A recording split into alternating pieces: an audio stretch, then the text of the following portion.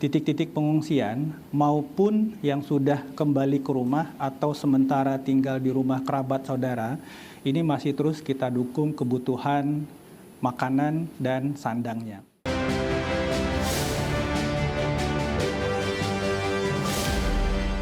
Sementara itu, Badan Nasional Penanggulangan Bencana mencatat hingga Selasa 23 Desember 2025, total 1.112 orang meninggal dunia akibat bencana banjir dan longsor di wilayah Aceh, Sumatera Utara, dan Sumatera Barat. Juga mencatatkan 176 orang masih dinyatakan hilang. Jumlah korban meninggal dunia akibat bencana banjir dan longsor di wilayah Aceh, Sumatera Utara, dan Sumatera Barat terus bertambah. Badan Nasional Penanggulangan Bencana mencatat hingga Selasa 23 Desember 2025 total 1.112 orang meninggal dunia. Kepala Pusat Data Informasi dan Komunikasi Kebencanaan BNPB Abdul Muhari mengatakan jumlah tersebut meningkat 6 jiwa dari sebelumnya.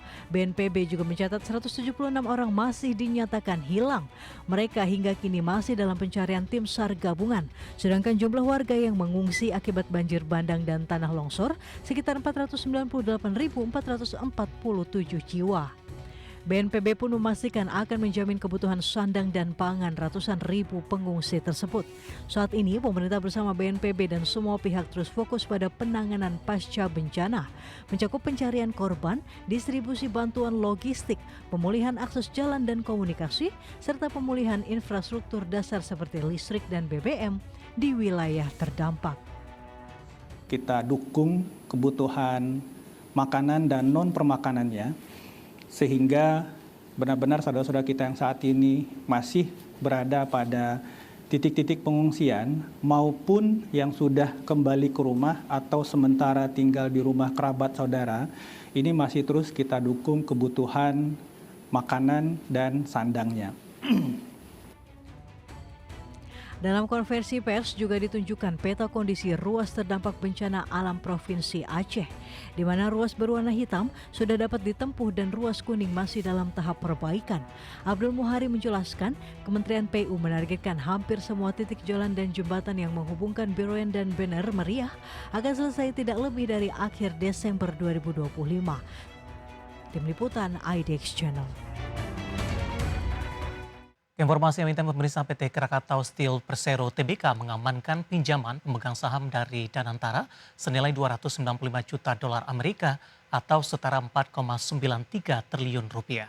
Di mana dana tersebut digunakan untuk menjaga keberlangsungan usaha sekaligus mendukung pemulihan bisnis pajak di tengah proses restrukturisasi keuangan.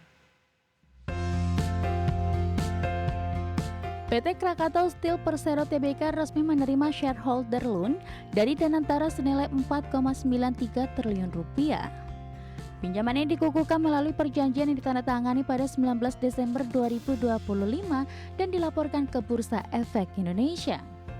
Sebagian besar dana yaitu 4,18 triliun rupiah akan digunakan sebagai modal kerja dengan tenor 5 tahun. Sisa dana sebesar 753 miliar rupiah berjangka 6 tahun dialokasikan untuk program pensiun dini karyawan dan menyehatkan dana pensiun. Modal kerja tersebut digunakan untuk pembelian bahan baku pabrik hot strip mill cold roll coil dan pabrik pipa. Dana ini dinilai krusial mengingat Kras masih menghadapi kendala operasional meskipun telah melakukan restrukturisasi pada 2019 dan 2024.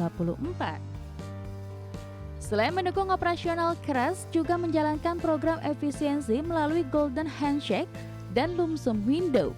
Langkah ini dilakukan untuk menyehatkan dana pensiun sekaligus menekan beban keuangan perseroan dalam jangka panjang.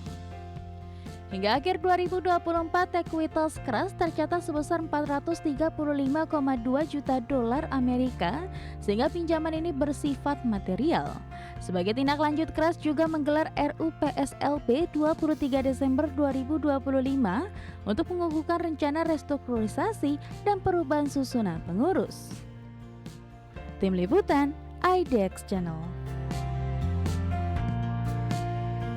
PT Lotte Chemical Titan Tbk mengumumkan pengunduran diri Direktur Utama Choi Kyung Yoon setelah menjabat kurang dari 1 tahun. Perseroan akan menindaklanjuti keputusan tersebut melalui rapat umum pemegang saham luar biasa sesuai dengan ketentuan.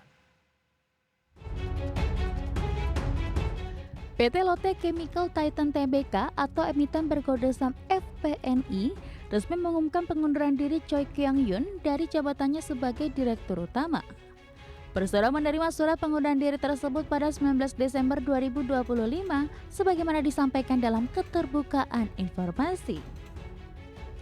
Choi Kyung-yun baru ditunjuk sebagai Direktur Utama Lotte Chem pada Februari 2025. Dengan demikian masa jabatannya baru berlangsung sekitar 10 bulan dan alasan pengunduran diri tidak diungkapkan ke publik. Choi merupakan lulusan teknik kimia dari Yongnam University, Korea Selatan tahun 2012. Karirnya berlanjut di Lotte Chemical Corp sebelum menjabat berbagai posisi strategis di unit bisnis Lotte Chemical di Indonesia. Sejak Desember 2024, Choi menjabat sebagai Presiden Direktur PT Lotte Chemical Nusantara. Posisi tersebut masih diemban hingga saat ini sehingga Choi merangkap jabatan bersama posisinya sebagai Dirut Lotte Chem. Manajemen menjelaskan perseroan akan menggelar rapat umum pemegang saham luar biasa. RUPSLB akan dilaksanakan paling lambat 90 hari sejak surat pengunduran diri diterima untuk memutuskan status pengunduran diri tersebut. Berbagi sumber, IDX Channel. Dari emiten teknologi pemirsa di mana PT Solusi Sinergi Digital Tbk atau SURS menjalin kerjasama strategis dengan penyedia solusi IT global Fiber Home. Kolaborasi ini ditargetkan mempercepat komersialisasi layanan 5G Fixed Wireless Access berbasis spektrum 1,4 GHz di Indonesia. PT Solusi Sinergi Digital Tbk atau emiten berkode saham WIFI resmi menggandeng Fiber Home untuk mengembangkan layanan 4G FWA Search di Indonesia. Layanan ini menggunakan spektrum 1,4 GHz dan menjadi peluncuran komersial pertama di dunia untuk teknologi tersebut. Kolaborasi ini menjadi langkah strategi search dalam menyediakan internet rakyat atau IRA yang terjangkau dan berkualitas. Search menargetkan jutaan rumah tangga terutama di wilayah yang selama ini belum atau kurang terlayani infrastruktur digital. Berdasarkan perjanjian kemitraan Fiber Home akan memasok perangkat FWA yang dioptimalkan khusus untuk spektrum 1,4 GHz. Teknologi radio canggih Fiber Home diklaim memiliki cakupan luas, efisiensi energi tinggi, serta stabil di area padat pengguna. Implementasi awal akan difokuskan di wilayah Jawa sebagai area dengan permintaan konektivitas tinggi. Search juga menargetkan perluasan ke Maluku dan Papua untuk menjembatani kesenjangan akses internet di wilayah timur Indonesia. Search dan Fiber Home telah melakukan uji prakomersial melalui set on air di wilayah Jawa. Layanan 4G FWA komersial dijadwalkan meluncur kuartal 1 2026 dengan kecepatan hingga 100 Mbps dan tarif Rp100.000 tanpa batas kuota. Tim Liputan IDX Channel.